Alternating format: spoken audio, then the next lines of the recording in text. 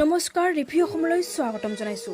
মৰিয়নিত নগাই কেইবাখনো গাঁৱত বেদখল কৰা আৰু কলা মানুহৰ আতংকৰ সময়তে এইবাৰ বঙাইগাঁও জিলাৰ 20খন গাঁও প্ৰমোদ বড়োৰ নেতৃত্বাধীন বিটিআৰত অন্তৰ্ভুক্তকৰণৰ এক গভীৰ ষড়যন্ত্ৰত লিপ্ত হৈ থকা বুলি ইতিপূৰ্বে চিলাৰায় ডেভেলপমেণ্ট ফৰামে অভিযোগ উত্থাপন কৰি আহিছে।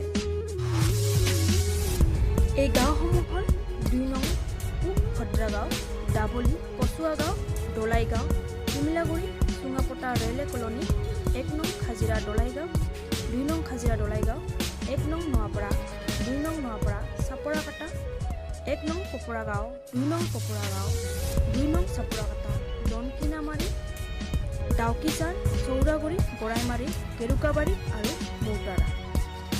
উল্লেখ্য যে এই গাঁওসমূহত 99.99% কোচ ৰাজবংশী জাতিৰ লোকে বসবাস কৰি থকা এই গাঁওসমূহ নতুনকৈ কিহৰ ভিত্তিত বিটিআৰত অন্তৰ্ভুক্ত কৰিব বিচাৰিছে সেয়াই নুবুজা ধৰ।